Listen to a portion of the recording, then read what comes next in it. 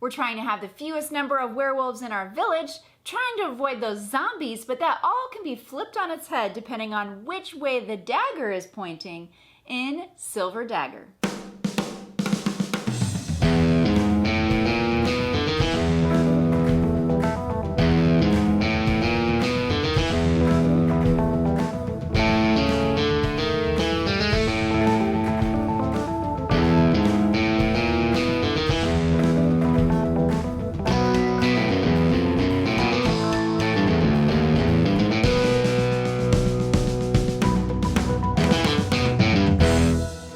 And welcome to Tantrum House Studio 3. I'm Sarah Meadows. And I'm Liam Meadows, and today we're reviewing the game Silver Dagger from Bezier Games. It's from designer Ted Alspach, and it's the latest in the Silver line. Like Amulet, Bullet, and Coin, Dagger is a 2 to 4 player card game where you're trying to have the lowest score at the end of the game.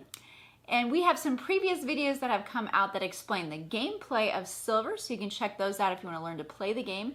In this video, however, we are going to talk about our favorite cards from Dagger and what they do. The most notable change in this version of the game is that turn order can be switched. Whichever way the dagger is facing determines the order of play. If, say, the 11 card, the Reverser, is played, then suddenly we'll be going counterclockwise for the next player's turn. Another card that creates some interesting scenarios is the Zombie. This card can never be face up on the discard pile, but whenever it's face up in the village, it can be flipped and passed away to the player whose turn it was last. But if the number 3 Sentinel card is face up in that player's village, then no new cards can be added or taken away from their village, so you're out of luck. Unless, of course, you can get that Reverser card, and then you can hopefully pass the zombies to the player on the other side of you. Silver Dagger also introduces a private deck to the game.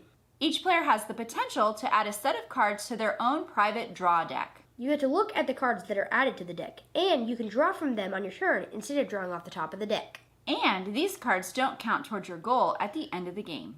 So if you're lucky enough to add a deck collector card to your private deck, you can then draw that card on your turn and hopefully get it flipped before your last turn, possibly giving you negative points, which is huge in this game.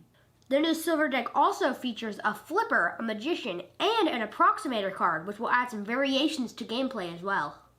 And like all the other previous Silver sets, you can intersperse all these cards with one of the other games. So if you were to trade out the Sentinel for the Goth Girl from Bullet, it would be completely different gameplay because now you don't have one that keeps you from being able to take a zombie card, but you might be able to discard the zombie to the bottom of the deck. So it wouldn't be face up, so that would be the only time you get to possibly discard a zombie. Yeah. So what were some things that you liked in this game? I like the artwork. It fits with all the other ones. My favorite card is probably the Sentinel.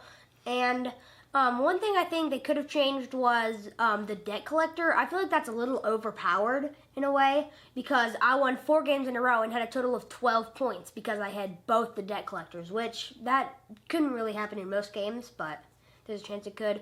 What I think they should have done is they should have had the 13 be the deck collector because it's a high number card and you wouldn't want to keep it in your deck, but it would let you subtract all the other number cards. So yeah, the 13 is the furry, I believe, in this version, and if you can get your village to total 50, then you get 0 points and all the other players will get 50. Yeah, they'll have 50 points, which is kind of shooting the moon. It's really hard to do. So I tried once and I ended up with over 50. So having exactly 50 is very difficult because you have to have a lot of high cards to be able to do that. One of my favorites in the game, couple of my favorites are the halfling. This is a new concept where the card will divide your total by 2 if you've gotten it flipped over. It's worth 2 if it's face down.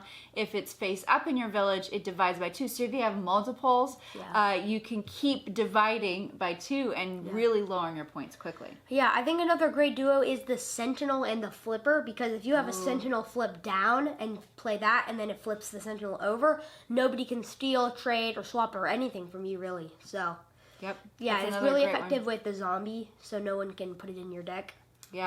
Another one that I like is the Elusive Seer. This one allows you to flip cards in your village until you have flipped over a 4 or lower. So that helps you either get rid of a zombie or get one of those cards that it really can only score well or use its ability well when it's flipped up. So that's very helpful as well. It also, if you know you have some higher cards but you aren't sure what they are, it gives you some chance to look through your village before flipping over one of those 4 cards. Yeah, another really cool thing, one of my favorite cards is, I didn't really like the zombie, but he's fun in sometimes when you don't have him, or when you have the flip. Or when you give it to other people. Yeah, or when you have the sentinel, because the zombie, I didn't exactly get it, what you're supposed to do, because unless you have the approximator, which lets you discard it, I'm pretty sure that's one of the only ways to get rid of him. That's the only way to discard it in this current version, Yeah, you can. The approximator lets you discard 2 cards at the same time, so you can discard the zombie with. It has to be a lower card, so you're gonna have to discard a good card with it. Otherwise, you'll have to wait and probably discard or pass it off to another player. Yeah. This was definitely another fun one from Silver. One of the 4. I really liked some of them are cuter, some of them, like that guy right there, it's pretty cute and furry and funny.